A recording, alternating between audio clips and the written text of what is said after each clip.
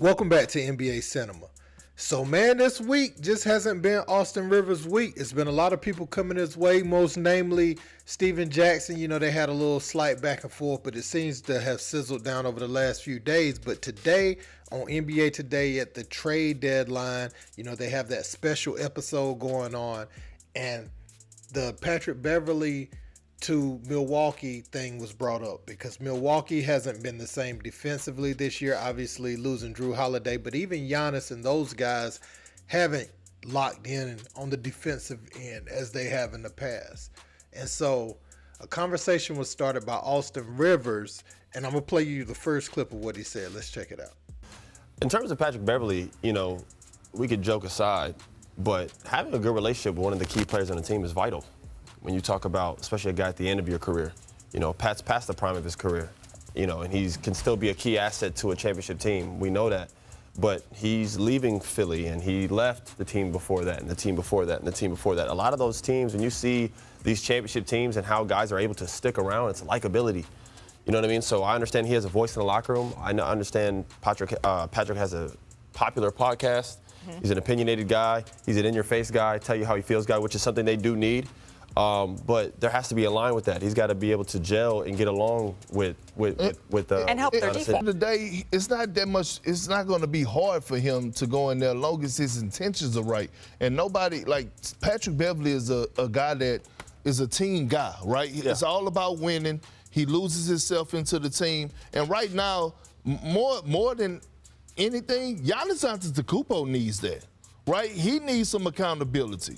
So that point right there is where the conversation started to take a turn, because Austin Rivers feels like your best player always had the biggest voice in the locker room. And Kendrick Perkins is saying that's not always true. So let's check that out. Because we praise Giannis. Yes, but relax. Let me finish. Giannis needs some of Patrick Beverley, is what I'm trying to tell you, on the accountability side. Because I'm watching Giannis Antetokounmpo, we get it. He's going to go out there, he's going to give you the 30 points, he's going to give you the 10 to 15 rebounds. But what I've been seeing from him defensively, a lot of gambling, breaking the schemes, doing what he want to do, not protecting the basket like the old Giannis. You need someone to hold him accountable. Giannis made the Bucks move Drew Holiday. Giannis made the Bucks fire Agent Griffin. You think Patrick Beverley coming in there and his voice is going to make him just be like, oh, you're right? No, I'm just. What you mean? Now, listen, man. I love Patrick Beverley, but he don't. Come on, man. We talk about one of the greatest players of all time. You think what you mean? Go ask any Beverley, bro? Go ask any great player that done played with Pat Bev how they feel about him when he's on the team. No. I'm not underestimating. I didn't heard LeBron James say it out his mouth right before he got him out of there. But that was because the mix didn't work, bro. But when he first got to that team, he said Patrick Beverley is a guy that I hated when he was on the other team. I love him now that he's on the team. Don't tell me right now that No. I'm not saying he's not saying it's going to be the end all, bro. And so that's where the conversation takes a turn, where Austin Rivers doesn't feel like Pat Bev's voice is as big as they're trying to make it. And I'm wondering, is it because in some sort of way he feels like that undermines his dad's coaching ability and that's why he's so defensive about it? Or does he genuinely feel like that Patrick Beverley's voice can't do but so much? The best player has to be self-motivated, and that's true to an extent, obviously, but Perk is saying the best players on a team doesn't always have the biggest voice. Like, you can't imagine Kawhi Leonard had the biggest voice on any of his teams. You know what I'm saying? So the player that is the guy that you go to late in the game and can make the most plays, you know, in crunch time isn't always the guy. You know what I'm saying? Vocally. He's well respected around the league. No, said he's not. No, I'm just telling you. Go ahead, Ray. I'm just telling you. Okay, really quickly, can I talking Can I interject here and be the voice of reason, as I have been for so many years? You is the voice of reason, I'm afraid. That's what I'm saying. I'm afraid. Really quickly. Patrick Beverley to the Bucks, the reason why they need to get uncomfortable. And that can be a player in the locker room with a voice that's maybe louder than it should be. In my opinion, Patrick Beverley is respected from his competitive space. I'm not questioning you. I'm why don't you put that in the air? That's Perk. You can talk that with him later off the break. My point is this. Patrick Beverley to the Bucks, the reason why I think it's great for them is they need to get uncomfortable. They need to have uncomfortable conversations. You were saying that Giannis gambling too much. People need to be held accountable. I think Griffin getting out and Doc coming in, it should raise a level of accountability for this team. But that's what Patrick Beverley can help with is raising things. Winning championships is uncomfortable. I don't like how it's winning championships can be very, very uncomfortable. And now Austin has something to say. Because I'm not saying that he doesn't have a presence. I'm not saying he's not a well-respected player in the NBA. What I'm saying is at the end of the day, yes, Patrick Beverley is being brought there for a variety of reasons. Defensive one and also a voice. Agreed. What I'm saying is, in addition to that, above all else, Giannis has to be accountable for his own damn self. It can't just be from Pat Beverley.